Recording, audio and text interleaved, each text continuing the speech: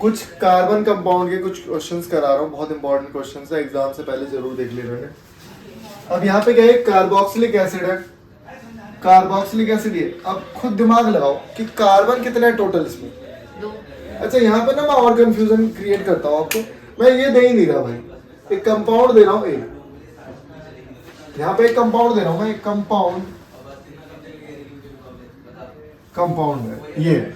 अब खुद दिमाग लगाना है, आपके पास कितने फंक्शनल ग्रुप आपने पढ़े, एल्डिहाइड पढ़ा, अल्कोहल पढ़ा, कीटोन पढ़ा, ठीक है, कार्बोक्सिलिक पढ़ा, कौन सा है जिसमें ऑक्सीजन 2 है, जिसमें ऑक्सीजन 2 है, एक ही है कार्बोक्सिलिक। तो आप खुद ही दिमाग लगाओ कि ये कार्बोक्सिलिक के अलावा कुछ हो ही नहीं सकता। वो आपको ऐसे भी कंफ्यूज करेगा, ये compound having a molecular formula this react with an alcohol या react with Y to form sweet smelling, ऐसे बहुत सारे क्वेश्चंस आएंगे। तो खुद समझने इन चीजों को कि भाई कंपाउंड है जिसमें ऑक्सीजन 2 है, तो ऑक्सीजन 2 किस में आते हैं, कार्बोक्सिलिक में, और कार्बन 2 है तो CH3 COOH। इसको मैंने रिएक्ट किससे कर दिया, अल्कोहल से, C2H5OH।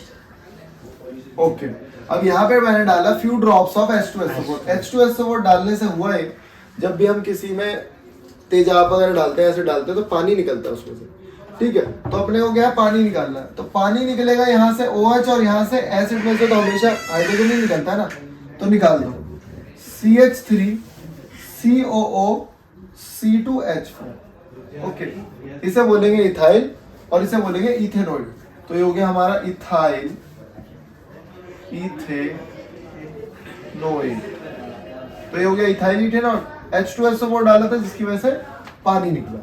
एक रिएक्शन ये पूछा उन्होंने, दूसरा रिएक्शन ये पूछा द एल्कोहल ऑन ऑक्सीडेशन। अब यहाँ पे क्या हुआ, ये रहा मेरा एल्कोहल, ओके, और ऑक्सीडेशन हुआ है, यहाँ पे मैं बता देता हूँ, यहाँ पे मैं ऑक्सीजन लिख रहा हूँ लेकिन ऑक्सीजन है नहीं, ठीक है। तो इसका सारा खेल ये है कि यहाँ पे जो इसे कहते हैं नेसेंट ऑक्सीजन, इसे क्या कहते हैं, नेसेंट ऑक्सीजन। ये कहाँ से मिली, कहाँ से आई, तो हमने क्या डाला, KMnO4 डाला है इसमें, KMnO4 alkaline, KMnO4 is a good, very good oxidising agent. Oxidising agent है तो ये खुद ही ऑक्सीजन दे देता है इसे, तो यहाँ अलग से लिखो या मत लिखो कोई बात नहीं। तो ये क्या बना देगा, give the same carboxylic acid. अगर नहीं भी दिया तो खुद भी बनाओ CH3 COOH, और इसी रिएक्शन को हम लोग ऑक्सीडेशन रिएक्शन के तौर पे भी जानते हैं कार्बोक्सिलिक एसिड वाले चैप्टर में, ठीक है। तो एक तो टॉपिक हमारा ये हो गया। कई बार ये आएगा, एक कंपाउंड X है, एक कंपाउंड Y है, और दोनों मिलके एक स्वीट स्मेलिंग कंपाउंड बनाते हैं, तो क्या है, तो स्वीट स्मेलिंग कंपाउंड हमारा H है। फ्रूटी स्मेल, ये स्मेल, वो स्मेल करके बहुत सारी चीजें दे सकते हैं, ठीक है। तो एक तो क्वेश्चन ये हो गया। अब हम पढ़ेंगे एक टॉपिक और बहुत छोटा सा, आइसोमर। आइसोमर पे सिर्फ क्वेश्चन कराऊंगा, तो मैं बताता हूँ एक क्वेश्चन है। तो मैंने बोला आइसोमर्स ऑफ, आपको एक फॉर्मूला दे दी मैंने C3H6O। अब मुझे क्या करना है, इसके आइसोमर बनाने, इसके मुझे क्या करने हैं, आइसोमर बनाने। तो बताओ इसके आइसोमर क्या होंगे। अब देखो, जैसे मैंने लिखा आइसोमर ऑफ C3H6O। अब सब लोग सोचते हैं यार O यहाँ पे तो एक ही है, यहाँ पे O कितने हैं, एक ही O है, तो इसका मतलब कार्बोक्सिलिक एसिड तो नेग्लेक्ट कर दो, बाकी बचे जिसमें O एक होता है। अब अल्कोहल, तो आप मन मन में भी अल्कोहल बना सकते हो कि अगर अल्कोहल में कार्बन 3 है ना, तो बाद में ये हाइड्रोजन 7 हो जाते हैं, तो वो तो नेग्लेक्ट हो गया, बचे कितने, कीटोन और एल्डिहाइड। तो अगर एल्डिहाइड में कार्बन 3 है तो मैं बनाऊंगा प्रोपेनल। तो प्रोपेनल में सबसे पहले मैं CHO बना देता हूँ भाई, CHO बना दिया, एक कार्बन यूज हो गया, तो बचेगा क्या, C2H5। चेक करो, ठीक है, बिल्कुल ठीक है। स्ट्रक्चर बनाना, स्ट्रक्चर भी बना दो, डबल बॉन्ड O,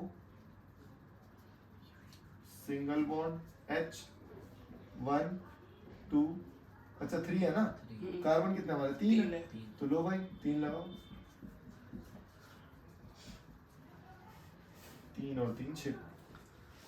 ओके, तो ये हो गया हमारा एल्डिहाइड का प्रोपेनल। और एक होगा हमारा प्रोपेनोन, एक होगा हमारा क्या, प्रोपेनोन। तो सबसे पहले हम 3 कार्बन बनाएंगे, उसके बाद मैंने डबल बॉन्ड O लगाया, उसके बाद भाई ये CH3 यहाँ CH3 यहाँ पे, इसके अलावा और कोई नहीं बनेंगे, तो CH3 CO CH3। अब पता है एक क्वेश्चन और याद आया मुझे, क्वेश्चन आता है कि first member of ketone, first member of ketone क्या हो सकता है? तो मैंने बताया जब भी कीटोन बनाओगे तो कीटोन में एक मेंबर जो लगेगा कीटोन वाला CO, वो हमेशा बीच में लगेगा, मतलब एक्सट्रीम पे नहीं लगेगा। तो मैंने बोला था कभी भी कितने, कम से कम कितने बंदे आपको चाहिए किसी बंदे को अगर बीच में खड़ा करना, तो 2 बंदों में तो कोई बीच में खड़ा हो नहीं सकता, तो कम से कम 3 बंदे चाहिए। तो सबसे छोटा जो कीटोन है, स्मॉलर कीटोन, जो हमारा सबसे मिनिमम मतलब फर्स्ट मेंबर ऑफ कीटोन है, वो हमारे क्या है? प्रोपेनोन है। मैं पूछ लूं फर्स्ट मेंबर ऑफ इथीन, मतलब फर्स्ट मेंबर ऑफ एल्कीन, तो फर्स्ट मेंबर ऑफ एल्कीन जो होगा वो इथीन होगा। क्यों? क्योंकि मीथेन, हाँ डबल बॉन्ड है, तो मीथीन तो बन ही नहीं सकता, ये आपको चीज समझनी है। लेकिन अगर मैं बोलूँ first member of carboxylic acid, तो मीथेनोइक बन सकता है, इथेनोइक मतलब मीथेनोइक बन सकता है, मीथेनल बन सकता है, मीथेनोल बन सकता है, सब बन जाएंगे, लेकिन इसका नहीं बनेगा। ठीक है, आया सुनना? मीथेनॉल कैसे बन सकता है? मीथेनोल ये रहा, आराम से ये लो, ये रहा मीथेनोल, CH3OH हमारा मीथेनोल हो गया। अब इसके बाद ध्यान से सुनना, एक मैं यहाँ लिख रहा हूं ब्रोमीन वाटर टेस्ट। ये स्लाइटली ऑरेंज कलर का होता है, स्लाइटली ऑरेंज रेडिश कलर का होता है। तो ब्रोमीन वाटर टेस्ट किस लिए करा जाता है? अनसैचुरेटेड और सैचुरेटेड को डिस्टिंग्विश करने के लिए।